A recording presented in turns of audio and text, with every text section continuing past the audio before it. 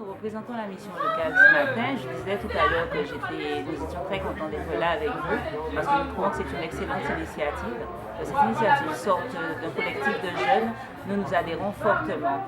Et justement, l'intérêt pour nous, c'est vraiment de travailler en profondeur avec vous. Aujourd'hui, nous n'allons peut-être pas dégager des pistes de solutions par rapport aux différentes thématiques, mais nous pouvons déjà vous dire que si vous êtes partant pour des séances de travail, pour qu'on puisse renforcer et travailler sur des projets de cette nature, nous sommes partants. Sachant que la mission locale, son rôle, c'est quoi? C'est accueillir, informer, orienter, ventiler vers les jeunes. Nous avons parmi les publics que nous avons des jeunes qui sont diplômés du bac et du bac plus et qui des fois ne savent pas trop ce qu'ils veulent faire. Notre intérêt, nous, c'est de les sensibiliser, de les orienter vers les métiers du porteur. Ça me paraît, en tout cas la thématique bien choisie. Bon, elle s'adresse, il est vrai, à un public davantage universitaire, puisque bon, quand on regarde les choix des métiers, notamment la pharmacologie, la cosmétologie, etc., le droit international, c'est vrai que ça s'adresse à un public universitaire et des jeunes diplômés. Mais il y a également ce choix de métiers dans le tourisme et également dans la protection de la nature, l'environnement, où là nous pouvons faire un travail intéressant avec les jeunes. Nous avons d'ailleurs mené dans le cadre du service civique, avec un groupe de jeunes, former des ambassadeurs à l'environnement pour pouvoir justement aller à la recherche de la population. Objectif, développer une conduite citoyenne, c'est-à-dire faire en sorte que les jeunes s'approprient le territoire pour pouvoir aller après et transmettre, je dirais, entre guillemets, la bonne parole sur les métiers de l'environnement. Donc en fait, sur ces métiers, le choix par rapport au tourisme, etc., il y aurait effectivement beaucoup à faire, à communiquer fortement dessus et à sensibiliser le public. L'offre de formation, même si elle est minime au niveau de l'environnement et du développement, mais ça commence déjà à se développer puisque nous avons des actions avec le CRFP, avec le RSMA, avec le lycée agricole, dans le domaine de l'environnement, dans le domaine du traitement des déchets, etc. Mais ça reste encore faible, donc les jeunes sont souvent obligés de partir par le biais de la mobilité pour continuer à se former. Et je pense que de plus en plus, il va falloir peut-être penser, et je pense que le Conseil régional et vous faites des choses, pour développer cette offre de formation au niveau du territoire. Nous sommes sur l'ensemble du territoire. Nous avons un site internet. Nous avons également des antennes et des points relais sur chaque commune. Donc il suffit d'aller sur le site et le jeune va identifier un petit peu son point relais ou son antenne ou sa permanence avec numéro de téléphone, adresse mail, des référents et des conseillers qui sont à leur disposition. C'est ça la force de la mission locale, c'est de se délocaliser pour être au plus près des jeunes sur le territoire. Voilà. Donc un jeune qui n'est pas encore inscrit, qui est inscrit, qui a besoin d'un complément de formation, de parcours, nous avons une offre de services adaptée, répondant à chaque catégorie de public. Actuellement, nous sommes porteurs des emplois d'avenir et c'est vrai que sur le territoire, il y a aussi près de 1500 jeunes qui ont bénéficié d'un accompagnement et d'une orientation dans le cadre des emplois d'avenir. On a des métiers un peu encore stéréotypés. Donc c'est ça que je vous parlais en début d'entretien, de continuer à sensibiliser, à renforcer et de faire des ateliers pour que les jeunes y adhèrent. On n'en a pas suffisamment. Pourtant, ça me paraît, tout ce qui est parler des métiers de l'envers, ça paraît autrement intéressant pour eux, sachant qu'ils ont tendance à rester dans des métiers trop classiques. Joseph, je suis pharmacien et docteur en pharmacognosie, donc c'est une spécialité en fait qui s'occupe des médicaments donc à base de plantes. Donc j'ai créé une société avec le professeur Paul Bourgeois qui s'appelle donc Phytobocase et nous fabriquons des cosmétiques et des médicaments à base de plantes issus de la biodiversité de la Guadeloupe. Alors, je suis particulièrement content d'être avec l'ICA Jeunesse parce qu'on trouvait ça super, que des jeunes puissent s'approprier les plantes de chez nous et leur verre d'une manière générale, parce que c'est vraiment en fait leur époque. Parce qu'il y a eu la ruée vers l'or jaune avec les Mayas, les Incas. Ensuite, il y a eu la ruée vers l'or noir avec les pays arabes, donc l'Iran, l'Irak, etc. Et dans 42 ans, il n'y aura plus de pétrole. Et donc la pétrochimie va être remplacée par ce qu'on appelle la chimie verte. C'est ce qu'on appelle l'or vert. Et donc, de voir que la jeunesse en 2013 donc s'approprie en fait ce sujet, c'est déjà un premier pas vers la réussite. Parce qu'en Guadeloupe, nous avons 3800 espèces de plantes. Ces 3800 espèces de plantes, ce sont des usines de vie capables de fabriquer tout ce dont on a besoin. Donc les plantes sont capables de fabriquer des nutriments qui nous servent d'aliments pour vivre. Les plantes fabriquent des médicaments, les plantes fabriquent des vêtements, de coton, de lin, etc. Et les plantes fabriquent des couleurs, l'indigo, le jean, c'est de l'indigo. Les plantes nous fabriquent des colorants, outre l'indigo, vous avez par exemple le campèche, donc, les forêts de campèche étaient exploitées anciennement pour faire de l'encre, etc. L'oxygène. Donc, vous voyez que quand on parle d'or vert, c'est tout ça. Les fibres, les paniers, par exemple, ça aussi, c'est de l'or vert. Les biopesticides, les plantes oléagineuses, les huiles, par exemple. Quand vous faites de l'huile de galbin, de l'huile de coco, de l'huile d'avocat, on peut faire de l'huile de maracuja, de l'huile de calebasse. Donc, vous voyez, les possibilités de se développer sont énormes. Et quand je vois qu'on a 3800 espèces de plantes, donc 3800 usines qui sont aujourd'hui fermées, parce que ce sont des usines, je vous ai dit ce que font ces usines, que ces usines sont aujourd'hui fermées, que nous avons 60% de nos jeunes qui sont au chômage, il y a un problème. Il y a un problème. Et c'est pourquoi en fait je me bats, ça fait 30 ans que je me bats en fait pour que nous, Guadeloupéens, on ouvre les yeux sur notre environnement. Et j'étais au volant de ma voiture, je vois défiler un paysage avec des plantes, et je me dis, je suis content, parce que je vais à la rencontre de jeunes qui vont ouvrir leurs yeux sur ce que je suis en train de traverser.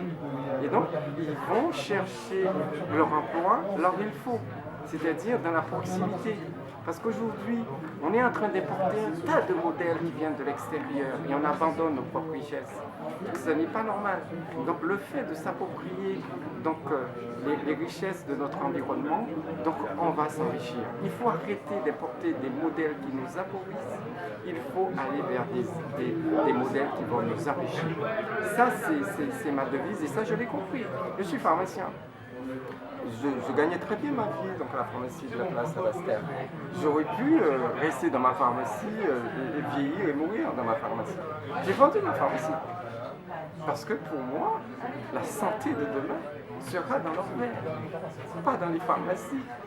Parce qu'il y aura une autre médecine. On va s'apercevoir que finalement on a inventé un tas de médicaments chimiques et qui n'étaient pas appropriés à la vie. La vie, sont les plantes, c'est les alentours. Et donc c'est pour ça que je dis bravo donc, à la jeunesse, bravo pour ce que vous faites parce que je suis vraiment content. C'est un beau jour de ma vie. Parce que j'ai pas pensé que j'allais pouvoir vivre cette prise de conscience dans mon vivant. Parce que ça fait partie de mes grands combats. Et donc je dis bravo à la jeunesse guadeloupéenne. Moi je vous ai toujours fait confiance. J'ai toujours fait confiance à la jeunesse guadeloupéenne. On n'a pas le droit, en tant qu'adulte, de dire à un jeune qu'il va crever. On n'a pas le droit de dire à un jeune que vous n'avez pas d'avenir. Qu'est-ce que ça veut dire? Mais sous quels critères? Et les modèles qu'on nous propose, ce ne sont pas des bons modèles. Et je vois, c'est vrai, on nous présente un tas de projets de préservation de la biodiversité, etc. Mais il n'y a pas de cohésion entre les grands projets de préservation de notre territoire et ce qui se fait concrètement. Par exemple, je vois il y avait un très beau projet qui est le projet de géothermie, l'usine géothermique de la Dominique. C'est-à-dire qu'on allait prendre donc, les volcans de la Dominique, vous mettez un petit peu d'eau dessus, ça donne de la vapeur d'eau. L'eau c'est HO, H2O. Donc vous voyez, il n'y a pas un seul atome de carbone. Donc vous n'allez pas avoir de production de gaz à effet de serre. Et quand il y a une production de gaz à effet de serre, comme par exemple pour le pétrole, vous allez augmenter le réchauffement climatique et tous les dérèglements climatiques vont entraîner des inondations, des cyclones qui vont anéantir notre biodiversité. Donc, quand je vois qu'EDF, par exemple, abandonne ce projet donc, durable pour des milliers d'années qui va donner une autonomie énergétique à la Guadeloupe propre et abandonner donc, ce projet pour faire l'usine pétrolière de Jarry en 2014 pour utiliser du pétrole pour faire de l'énergie pour les Guadeloupéens, ce n'est pas juste, ce n'est pas correct. Il faut aller vers le développement durable Or, on va vers le développement qui ne dure pas parce que dans 42 ans, le pétrole sera terminé. Donc on va être obligé de licencier les gens qui vont être dans l'usine de 2013. Donc ce n'est pas un bon choix. Il faut faire des bons choix. Je vois par exemple, les associations se battent par exemple pour limiter ce qu'on appelle l'épandage aérien. Ils ne doivent pas se battre pour ça, ça doit être naturel. Parce que quand vous allez détruire les abeilles, quand vous allez détruire les insectes, comment on pourra préserver cette biodiversité qui a besoin justement de cette interconnexion des êtres vivants, en fait, pour exister. Quand je vois, par exemple, on nous dit qu'on va faire des quais en eau profonde. Et pour faire des quais en eau profonde, il faut racler toute la biodiversité marine. Ensuite, là c'est le plus beau. On va mettre en place ce qu'on appelle une loi cadre biodiversité. Qu'est-ce que c'est que cette loi cadre biodiversité? C'est-à-dire on va cadrer notre biodiversité. Et cadrer pour qui? Pas pour nous. Pour les grands industriels, que ce soit agroalimentaire ou cosmétique. Parce que la France, un jour, s'est réveillée et s'est rendu compte que 80% de la biodiversité française est en outre-mer. 97% des espaces marins est en outre-mer.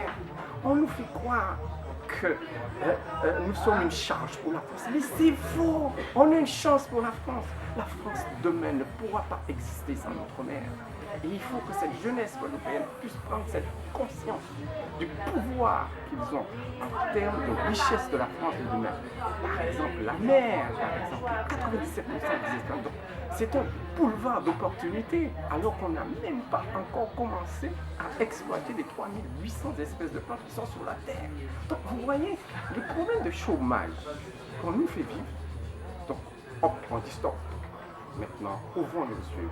Prenons nos responsabilités, valorisons tout ce que nous avons. Donc, aussi bien dans la biodiversité marine que dans la biodiversité terrestre. Et là, enfin, la Guadeloupe deviendra un modèle pour la planète tout entière. On est déjà zone de réserve de la biosphère mondiale. On est classé par l'UNESCO depuis 1992 comme patrimoine de l'humanité. Combien de Guadeloupéens qui le savent? Ça aussi, il faut le dire. La seule zone de réserve de biosphère mondiale de l'ensemble des petites Antilles, c'est nous. C'est la Guadeloupe. Donc, c'est ça. Il faut faire savoir ça. Donc, on est déjà un modèle pour la planète. Donc, faisons de la valorisation de cette biodiversité une chance pour la jeunesse guadeloupéenne. Parce que si aujourd'hui je peux parler aussi bien en termes de valorisation de la biodiversité, c'est la connaissance des plantes qui nous entourent. Cette connaissance va passer par ce qu'on appelle un nom. Gaillon pied coco, gaillon pied fouillapin, gaillon pied roucou, gaillon pied mango. Ça a un nom. Et ce nom-là, ça s'appelle le nom vernaculaire, le nom vulgaire qu'on utilise dans les régions données. Mais, par exemple, corosol, ça s'appelle corosol chez nous. Donc vous allez à la Dominique, c'est déjà sarson. Donc c'est plus corosol. Donc ce n'est pas un nom commun. Mais pour que tous les peuples de la Terre puissent parler d'une seule et même voix, les plantes, ils ont une appellation binaire, c'est-à-dire on va appeler corosol Annona muricata. On va appeler coco Cocos nucifera. On va appeler fouillapin Artocarpus altilis. On va appeler acajou donc Cedrela odorata. Et c'est comme ça qu'en fait que j'ai eu la grande maîtrise au niveau international de la connaissance de mes plantes. Parce que quand je parle à un japonais de Annona muricata, il sait que je parle de corosol. Par exemple, je m'intéresse au color naturel. Et là, donc je vous dis roucou. Et si je parle à un Brésilien de roucou, il me dit non, c'est Anatotris. Alors, donc on n'est plus. Il me dit encore un Anatotris, on va pas plus voilà ça ici. Mais, et le Brésilien me dit ouais, mais vous parlez bien de Bixa Aureliana. Je dis yes, c'est ça. Donc je suis déjà au niveau international en train de parler. Et là, je tape Bixa Aureliana sur Internet et je vois tout ce que les Brésiliens font avec le roucou. Et donc moi, je vais faire développer le roucou comme les Brésiliens, qui est aujourd'hui un pays émergent.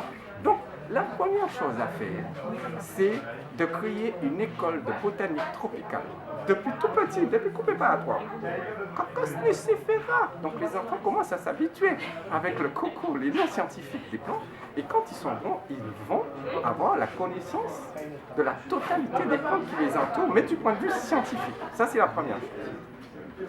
La deuxième chose, c'est que dans les orientations, en fait, pour nos enfants, c'est maîtriser ce qu'on appelle la chimie verte. Alors, qu'est-ce que c'est que la chimie verte? Pour bien comprendre ce que c'est que la chimie verte, c'est d'abord comprendre qu'est-ce que c'est qu'un végétal. La quasi-totalité de ce qu'on mange est d'origine végétale. Mango sans pied bois, fig jaune sans pied bois, citron, lentilles, blé, riz, tout ça c'est pied bois. Donc la quasi-totalité de ce qu'on mange, ce sont en fait des plantes. Alors comment une plante arrive à fabriquer toutes ces substances chimiques naturelles? C'est tout simplement par un processus qu'on appelle la photosynthèse. Alors c'est quoi la photosynthèse? C'est la capacité que possède un végétal à capter l'énergie du soleil, la lumière du soleil, et de transformer cette énergie lumineuse en énergie chimique qu'on appelle du sucre, du glucose. Donc c'est une réaction chimique, CO2 plus gaz carbonique, plus H2O fusé dans le sol, plus les rayons du soleil, ça donne C6H12O6, donc du glucose, plus de l'oxygène.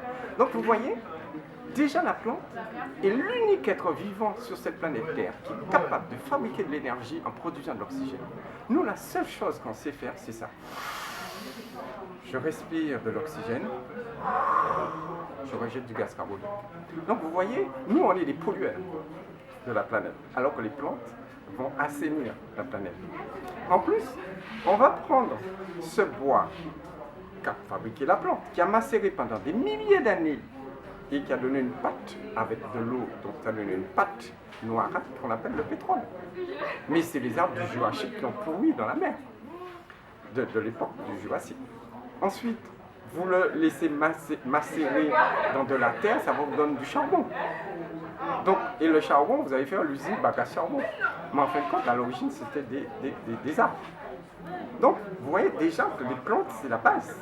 À partir de ce sucre, la base de l'énergie. Vous prenez du sucre, ce sucre-là, vous croquez une allumette, ça prend le feu. Vous le faites fermenter, ça vous donne de l'alcool. Vous croquez une allumette, ça prend le feu.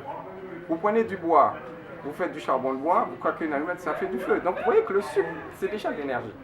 Donc déjà en termes de développement, ce qui est très intéressant. Donc les plantes, au départ, la plante est une source énergétique. Donc déjà. Donc glucose, énergie.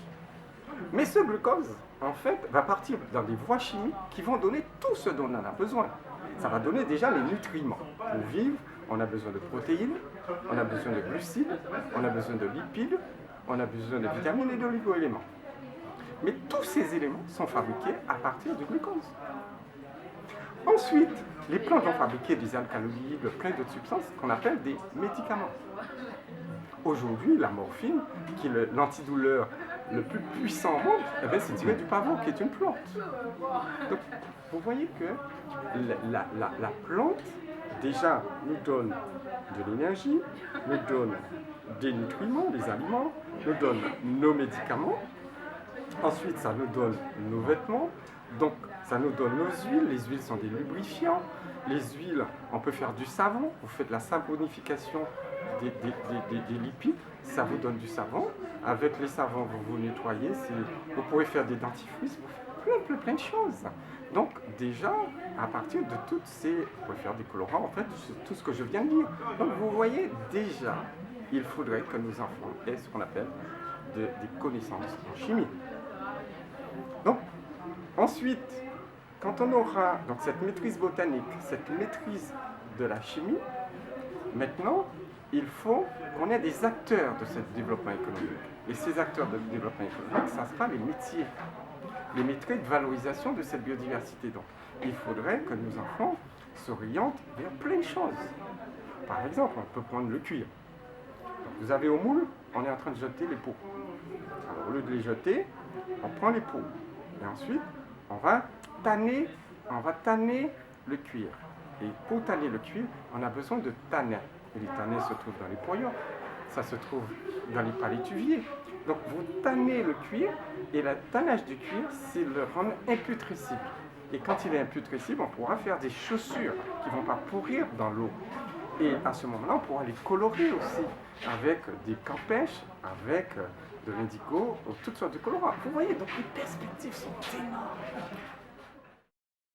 Bonjour, je me présente, je m'appelle Anaël Sessé, je travaille en tant qu'ambassadeur de tri à la ville de Bemao.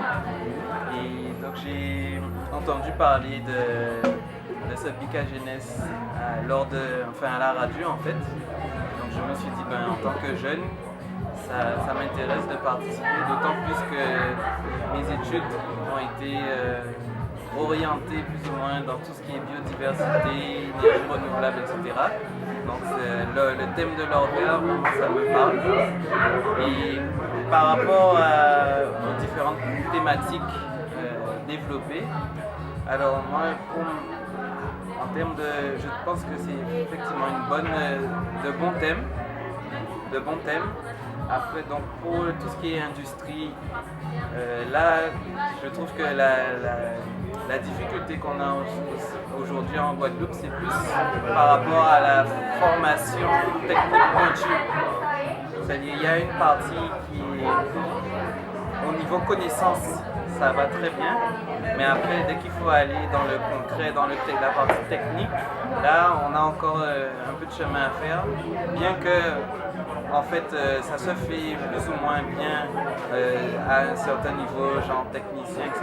Mais dès qu'il faut arriver au niveau ingénieur, soit en fait on n'a pas le retour de ceux qui partent faire leurs études sur la métropole, soit on n'a pas les formations, les moyens ici de le faire. Ensuite, concernant les métiers connexes et tourisme, j'ai pas vraiment d'avis là-dessus parce que c'est pas tellement ton domaine de prédilection. Voilà. Bien que je pense que tout est lié quand même. Donc quand on parle de l'industrie, dès qu'on parle d'Orvers, en fait, vraiment tout est lié en fait. Donc c'est une sorte de protection, de travail à faire pour protéger et l'ensemble de l'environnement guadeloupéen pour qu'on puisse prospérer tous ensemble. Après, j'aurais juste une dernière chose à dire, c'est plus au niveau de l'éducation, parce qu'effectivement, on en parlait lors du BIC, il y a beaucoup de jeunes qui ne savent pas quoi faire comme travail, et ça, je vois que c'est plus par rapport au fait que tout ce qui est autour de l'éducation, on est focalisé sur l'apprentissage des connaissances intellectuelles. Mais dès qu'il s'agit d'artisanat, de développer des choses manuelles, pratiques, à ce niveau-là, il n'y a pas de pôle d'excellence à ce niveau-là. S'il y a un truc à développer, c'est plus au niveau des enfants en bas âge, leur faire connaître, leur faire toucher des choses pour qu'ils puissent arriver à s'intéresser en fait à la chose. Alors oui, bonjour, donc je suis conseiller Info-Énergie, Joey Gercier. Donc ma mission est de conseiller sensibiliser les particuliers à la maîtrise de l'énergie. Donc justement, la maîtrise de l'énergie, c'est-à-dire mieux consommer son électricité au quotidien dans la maison. Donc je travaille au conseil d'architecture d'urbanisme de l'environnement, le CAIE. Donc nous accompagnons avec l'aide de conseillers architectes. Donc le but vraiment est de sensibiliser le particulier à lui éviter quelques zéros dans sa construction justement et à utiliser le maximum d'énergie renouvelable, c'est-à-dire un chauffe-eau solaire, une isolation de toiture, une citerne pour récupérer les eaux de pluie et l'utiliser pour le sanitaire. Donc justement utiliser l'or vert et réduire justement l'utilisation de l'or noir parce que le fossile est à 85% utilisé en Guadeloupe. Nous sommes à 15% seulement d'énergie renouvelable en Guadeloupe. Donc nous avons vraiment du travail à faire. Donc justement, il est préférable de privilégier le soleil, l'eau, la géothermie, la biomasse, faire du compost. Parce que sincèrement, il faut penser à la Guadeloupe parce qu'on est une île, on risque d'avoir des augmentations de niveau d'eau, donc pour ne pas que notre belle petite île disparaisse. Donc pensez justement aux conseillers Infoénergie qui sont là justement gratuitement pour vous accompagner au quotidien, en particulier, que ce soit dans sa construction, que ce soit dans la rénovation du bâtiment. Alors, nous sommes là justement pour nous aiguiller, pour vous aider, mettre une mise à jour par rapport aux aides qui sont mises en place par les partenaires. Je rappelle l'UDF, la région et la démocratie. Chargée de mission et responsable de l'association Bois l'Encens, dans laquelle j'occupe également la casquette d'accompagnatrice en montagne. J'ai donc participé à la table ronde du collectif sur la thématique de l'Orvers. Tout d'abord, je salue l'initiative parce que de pouvoir créer des pics d'échange de paroles avec des personnes d'un côté qui sont techniciens et en face une jeunesse qui a des questions, des interrogations, ça répond vraiment à un besoin et que ce soit l'initiative même des jeunes, c'est quelque chose que vraiment je félicite et j'espère que la manifestation pourra être pérennisée, être connue. Peut-être le concept pourrait être exporté par exemple en Martinique ou en Guyane, de façon à ce que les jeunes soient vraiment un espace de parole, d'échange, ce qui n'existe pas vraiment. Ensuite, d'avoir choisi la thématique de l'Orvers, c'est aussi intéressant parce qu'on est dans une ère moderne où on entend beaucoup parler de technologie, on parle beaucoup de fonctionnariat et aujourd'hui les questions autour du développement durable sont vraiment primordiales et tout le monde doit en prendre conscience. Et il est difficile pour monsieur tout le monde et les jeunes en particulier de se rendre compte de ce qu'il y a autour comme potentiel en termes de métiers et d'activités autour du développement durable et donc des plantes. Et donc cette thématique permet d'échanger, de rencontrer des jeunes qui ont pris des initiatives, la voie du développement durable. Et on s'est aperçu au travers des échanges qu'il y a une multitude de potentialités, une multitude de métiers et surtout qu'en Guadeloupe on a une niche à développer autour de notre patrimoine culturel et naturel. Alors ce qui pourrait être mis en place, c'est déjà d'avoir plus de lisibilité sur les différents métiers qui existent. Donc tant au niveau bioclimatique, qu'au niveau agricole, qu'au niveau de la valorisation des ressources génétiques pour ce qui est des plantes, que tout ce qu'il y a autour de l'écotourisme, également de l'animation. Donc pour rester dans le secteur de l'animation, plus, par exemple, il existe le premier niveau en termes d'animation, c'est le BAFA, qui est passé et développé par beaucoup d'associations, le secteur associatif au Guadeloupe. Et il existe le BAFA approfondissement autour du développement durable. Ça qui ne se fait pas en Guadeloupe. Et c'est vrai que dans le secteur de l'animation, quand on veut toucher à l'animation autour de la nature, il est difficile de trouver des jeunes ou des gens d'une manière générale qui soient formés pour expliquer qu'est-ce qu'on peut faire, par exemple des jeux pédagogiques pour les enfants autour des trissages de feuilles de coco par exemple, confection de fruits, tout ce qui est autour de la valorisation, c'est des choses qui n'existent pas. Donc il y a une certaine lisibilité sur les métiers, les activités, comment est-ce qu'elles sont porteuses économiquement. Moi c'est un des éléments qui est important. Alors, big up pour KJG. Pourquoi? Parce qu'aujourd'hui, ce fut une conférence vraiment enrichissante. En tout cas, regardez les là, on l'a envoyé iné, pour moi était 11h, donc si déjà on n'a pas vu les là parce que c'est intéressant. On nous a parlé de l'Orvers, en fait. Nous avons parlé de l'Orvers parce que j'en ai parlé aussi. Et effectivement, l'Orvers, c'est l'avenir en fait, en termes d'emploi pour la jeunesse. Donc big up pour le KJG pour avoir trouvé le thème, parce qu'on est dedans, c'est maintenant, c'est pas l'année prochaine, c'est actuellement qu'il fallait qu'on parle de ça, donc carré, félicitations et on continue comme ça, c'est pas fini. Je pense que on n'a pas été au fond des choses. On a expliqué certaines choses, mais les vraies problématiques n'ont pas été développées. C'est-à-dire que si on regarde bien, ça tournera au débat politique.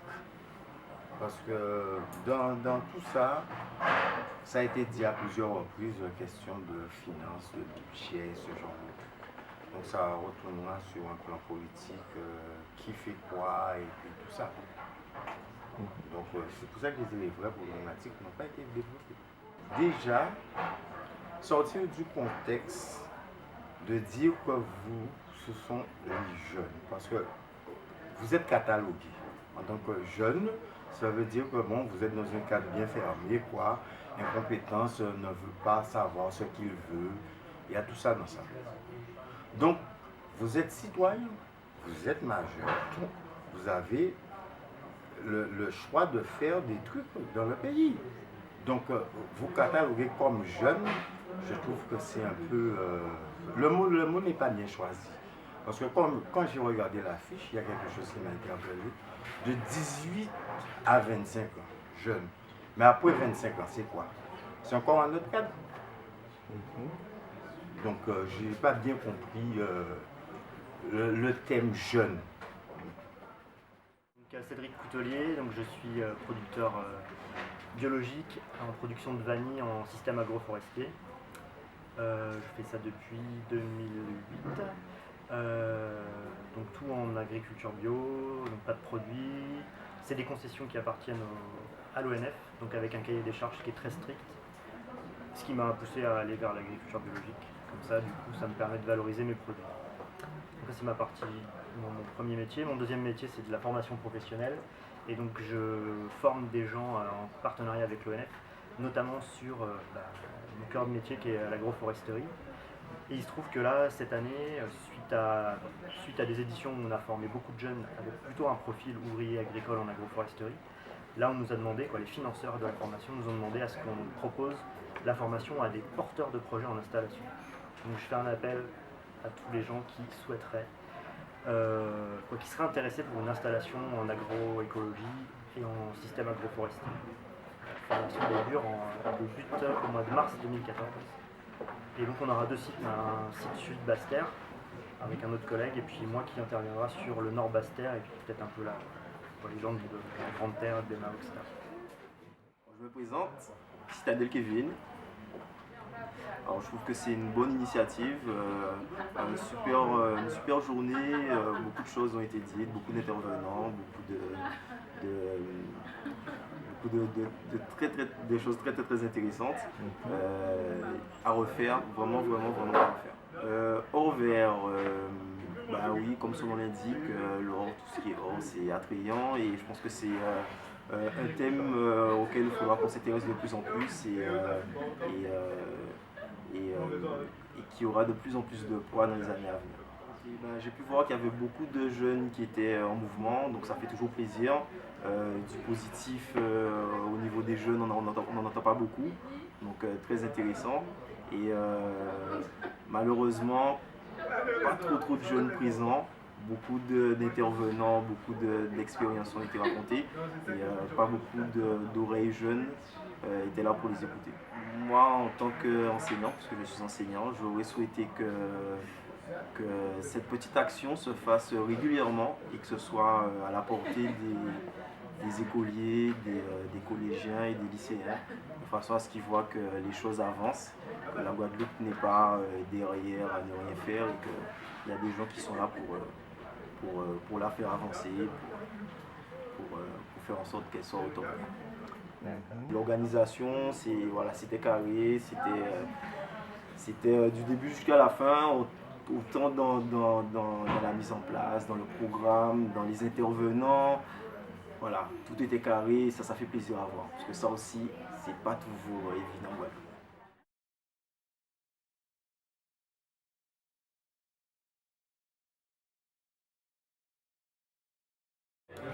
Eh bien, tout d'abord, en Guadeloupe, on a énormément de richesses, on a une biodiversité vraiment riche, et malheureusement, les gens ne connaissent pas en fait ce qu'on a sur notre île. Donc, on s'est dit qu'on allait créer justement cette manifestation pour que les gens connaissent un peu ce qu'il y a chez nous. Donc, on intervient dans la chimie verte, l'agro-transformation, cosmétologie, pharmacopée, tourisme vert, etc.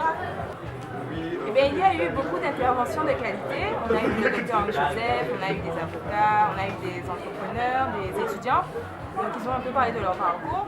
Donc, on a appris énormément de choses. Il y a énormément de choses qu'on peut développer en Guadeloupe, que ce soit dans le milieu maritime, agro-transformation, voilà. Énormément de choses à faire et beaucoup de choses peuvent être créées pour, enfin, justement pour créer des emplois en fait. Hein, voilà. C'est un débat de qualité, mais il manquait la jeunesse. La jeunesse, il n'y avait pas de jeunesse. C'est-à-dire que le bas c'est un biga jeunesse, c'est pour la jeunesse. Et certes, on avait un gros débat, mais là, c'était pas vraiment un débat pour la jeunesse. Ce n'est pas comme la distance, parce que je pense aussi que le thème n'est pas vraiment ce qui intéresse la jeunesse. Pour un biga jeunesse, mais ça, je l'ai dit depuis le début, hein, c'est pas un thème, certes c'est un thème qui est intéressant, qui devrait être développé avec la jeunesse, mais c'est pas un thème qui va attirer la jeunesse. Donc moi je m'y attendais à ce qu'il n'y ait pas beaucoup de monde.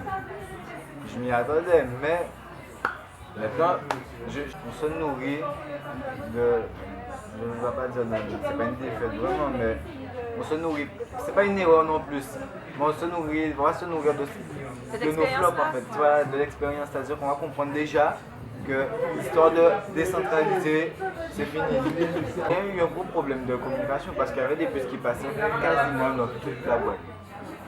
Gratuitement, il faut le préciser. Gratuitement. Mais ce problème de communication, c'est-à-dire que ça a été diffusé qu'à partir de mercredi. C'est comme si je viens demain et puis je dis, je sais pas moi, je dis je vous invite à déjeuner demain. Et je veux que toute la famille soit là. Est-ce que toute la famille ne sera pas là, tu vois. On prépare un truc, je pense qu'on aurait dû s'y prendre facilement, beaucoup plus tôt. Facilement 1 semaine, 2 semaines à l'avance, quitte à le rappeler régulièrement, mais commencer l'information, la campagne bien avant. Mais on a commis quelques erreurs, mais la prochaine fois, ce sera encore mieux. On va peaufiner le projet, que ce soit plus ou moins parfait. Il n'y a pas eu peut-être beaucoup de monde, mais il y a eu un bon débat. Il vaut mieux avoir 100 personnes qu'avoir 1000 personnes issues de 1000 personnes. Et 1000 personnes, il n'y a pas de qualité. Les gens on fait dans la qualité. Et que les gens ne s'intéressent pas au débat. Et là, il y a eu le docteur qui est venu. Il y a pas mal de gens qui se sont déplacés. Et qu'il faut continuer à avancer. La Guadeloupe a besoin de choses comme ça. Et on espère au prochain Bika GNS, ce sera encore mieux. Et les mecs là qui sont derrière dans le collectif, il y a chacun à son poche. Nous, chacun portons gamme pour la Guadeloupe, portons gamme dans le collectif. Alors, c'est rien qui deuxième là, qui est en troisième, et après être sur le terrain, faire des trucs encore plus concrets. Collectif Jeunesse Guadeloupe, ça a beaucoup d'avenir. Après, bon. Le nom dit tout. Il faut travailler. Chaque personne dans le collectif a une spécialité. Comme on parlait de ça tout à l'heure, chaque personne a une spécialité. Se mettre ensemble pour travailler pour la Guadeloupe, c'est très bien. On n'a pas de ok. Radio, ça va moi encore? Big up, Canos, sois honnête. Alors, qu'on a pu quand même attirer un certain public, très intéressant. On a eu des intervenants de qualité.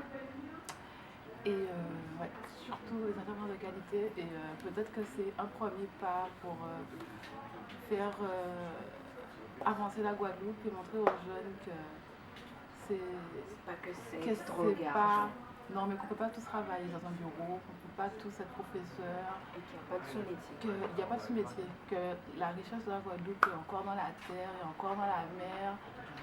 Il faut qu'on se réconcilie avec nos produits locaux, il faut qu'on s'ancre un petit peu dans notre Guadeloupe, quoi. Un gros big up à toute l'équipe. Franchement, je suis contente de l'équipe, fière de vous. Petite famille. C'est vrai, c'est la petite famille.